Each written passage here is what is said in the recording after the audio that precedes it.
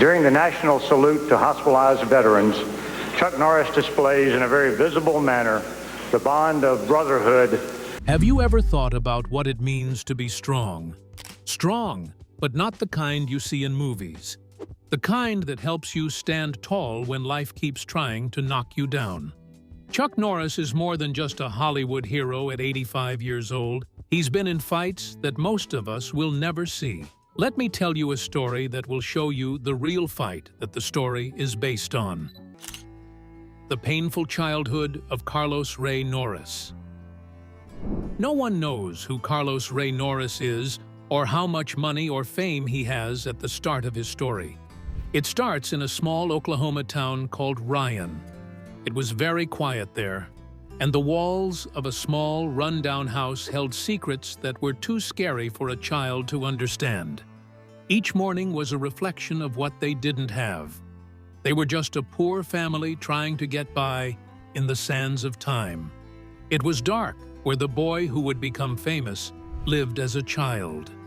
He was stuck in a house where fear was everywhere, and the only sound louder than his heartbeat was the anger that shook the walls. Ray, his dad, used to wear a suit and fight for his country. He wasn't the same person when he got back from war as when he left. He broke something inside him in the war, and instead of getting better, he drowned in a bottle, taking everyone else with him. At night, the fields became battlefields. The house was filled with the angry screams of a man who was being haunted by his own demons. Chairs scuffed against the floor, and feet slammed down the hallway. Chuck's childhood wasn't full of fun or dreams. Instead, he learned how to stay quiet, hide, and stay alive. Wilma, his mother, was the only light in the darkness. She carried the weight of 3 boys on her back. Chuck Norris says his mom prayed for him when he nearly lost his soul to Hollywood. Norris often describes the tough life his mother has had, but throughout it all she has kept her faith and regularly prays for her eldest son. And had only faith and courage to keep them going. She tried to hide money whenever she could. She scraped together a few dollars to put food on the table, but his father walked in and took it. She was the only sign of love in that house for a boy who wasn't old enough to understand why the world could be so mean. Because Chuck was 14 years old, his fear had grown stronger. He wasn't just a quiet boy anymore. He was a boy who had been hurt for years and was waiting for the right time to stand up. And that moment came one night when his dad's anger storms hit harder than ever. He grabbed a hammer with shaking hands, but his small body blocked the way to his mother. He didn't yell. He wasn't sad. He stood there, shaking but not moving, telling himself in his head that he would never, ever turn into the man he feared. That's when the boy started to fade away, and the steel of a fighter began to form. But being brave wasn't enough to break the loop. A lot of anger stayed in the house, and Wilma did what she had to do to save her boys. They left the chaos that had been in their home for too long when Chuck was 16 years old. She packed up what little they had and ran away. California didn't promise happiness, but it did offer a way out. And getting away is sometimes the first step toward freedom. Chuck's move wasn't just a change of location. It was the first time he could breathe quietly in years.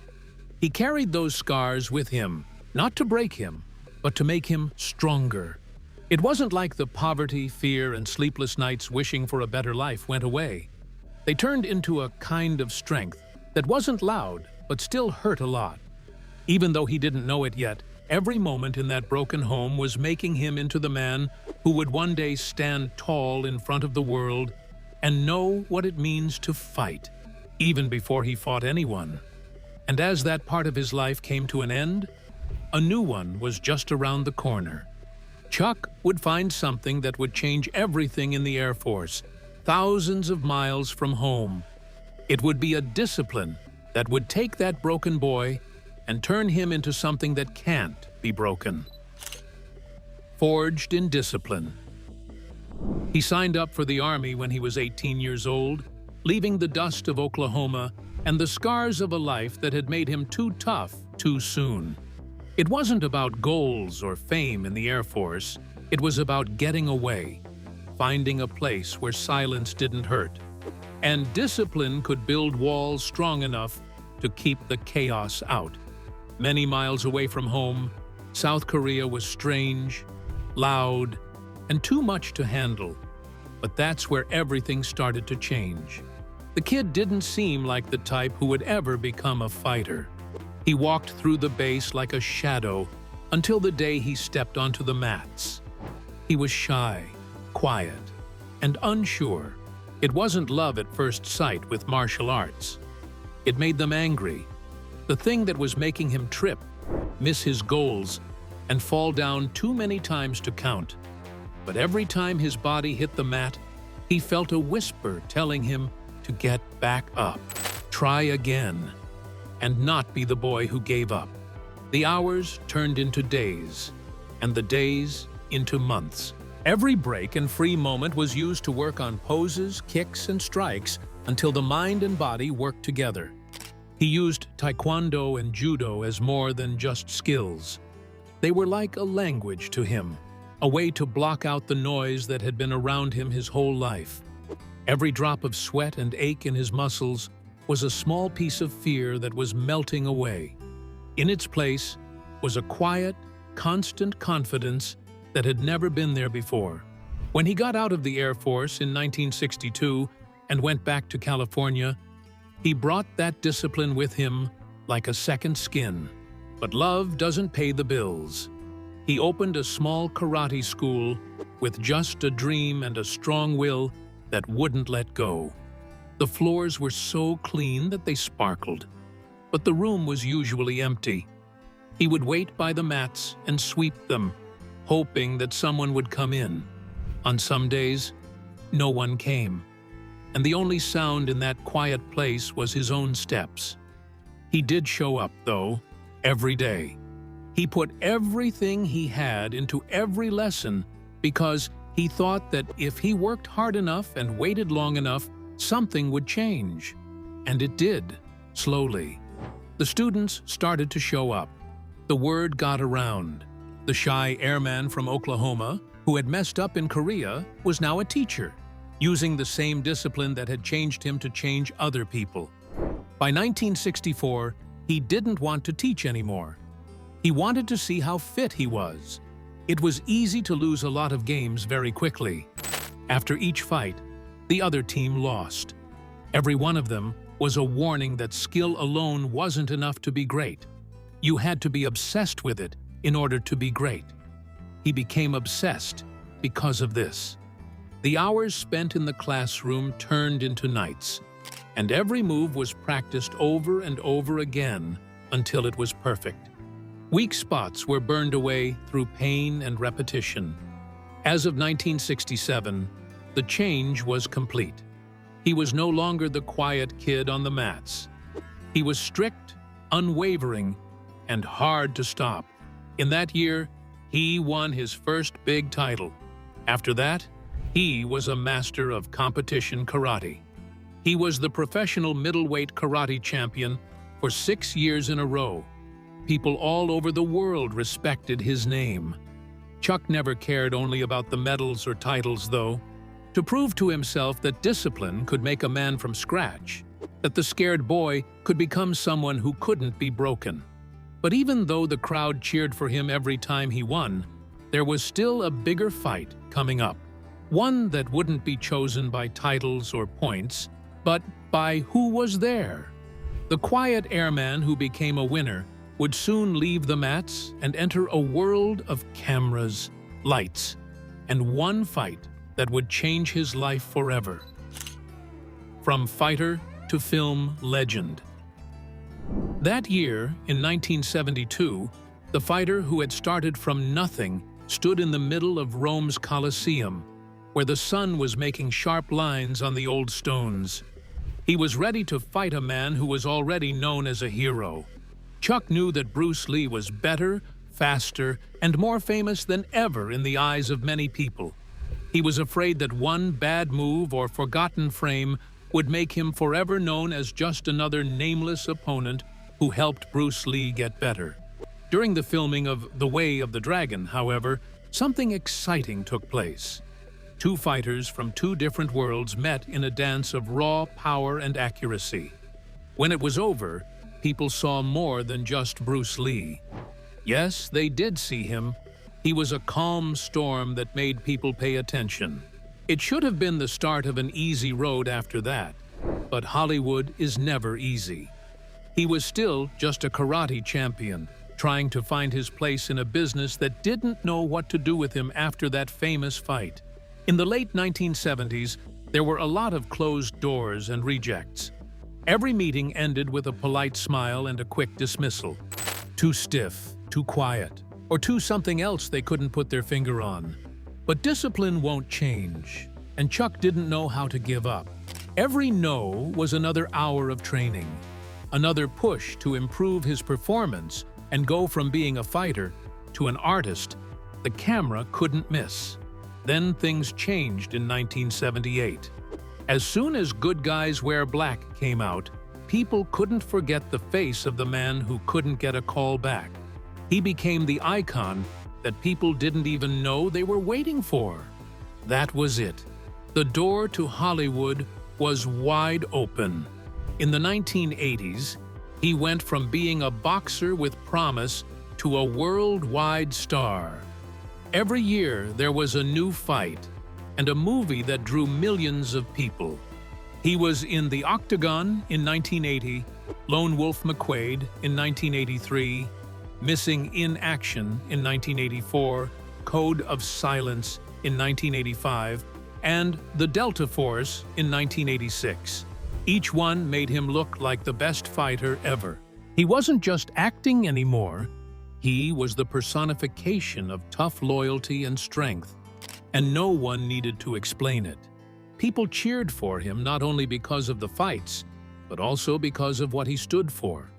But the light doesn't get rid of darkness. In between the action scenes and the box office numbers, it got quiet again at night. Many people saw him in plays, but his fame didn't hide the sadness that was beating in his chest.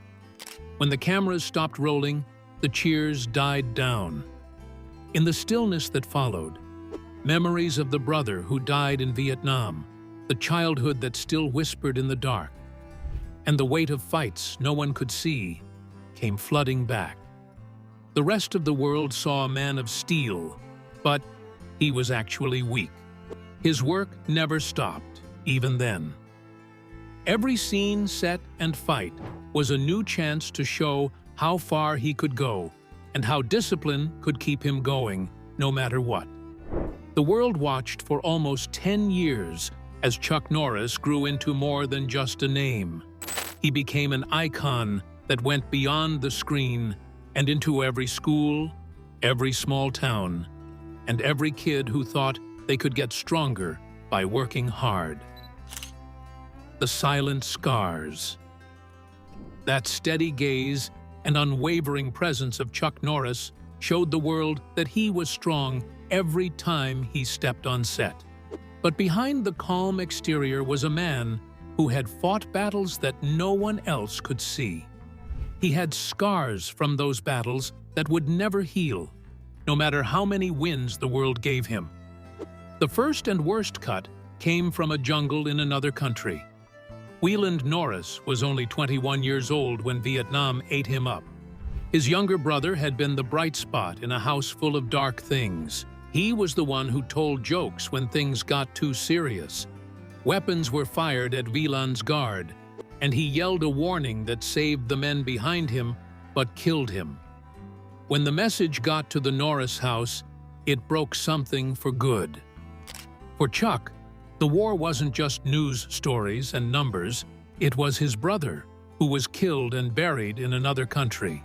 Even though the years went by, the weight of that loss weighed on him every time he put on a uniform for a movie or read a story that called for a tough soldier or a determined hero. People saw a fighter, but what they didn't see was the sadness that ran through every move and the quiet honor that was behind every scene. Then there was a different kind of loss that happened slowly and almost in silence until it could no longer be ignored. He married Diane Holchek when he was young, long before he became famous and everyone knew his name. They made a life together, raised 2 kids, and got through the tough early years when money was tight and the future wasn't clear. Happiness did not come free, though. The constant travel, long shoots, and other demands of being a star made it so that love alone couldn't bring them together. After 30 years, the marriage that had held him together broke up. He felt empty after the split, even though he was surrounded by cameras and people. And as he tried to make sense of his sadness, another blow hit him. A letter from a young woman named Dina, who was born in 1962 while he was in the military, told the truth that had been kept secret for over 20 years. She was his daughter, but he had never met her. Realizing this made her feel terrible about the birthdays she missed and the years she would never get back. But where there might have been rejection, there was grace. He reached out and slowly became close with the daughter he should have known all along. As their relationship grew, he felt the quiet pain of time lost. Cams never caught the cracks during the whole thing, but they were there, in the stillness and quiet, and in the way his eyes held something that wasn't said. Under all the fame, the man who learned that strength isn't about never breaking, is learning to have the courage to keep going when everything around you comes apart. Standing by Gina in the battle of a lifetime. A lot of fights and silent scars later, in the late 1990s, Chuck Norris found peace, something he had been looking for his whole life. Gina O'Kelly was there for them. Her quiet ease and steady presence softened the edges that years of discipline and loss had made hard. When they got married in 1998, the man who had spent his whole life fighting could finally breathe again. In 2001, 3 years later, they had twins named Dakota and Dana Lee. In those quiet times, his world was filled with the laughter and noise of little kids.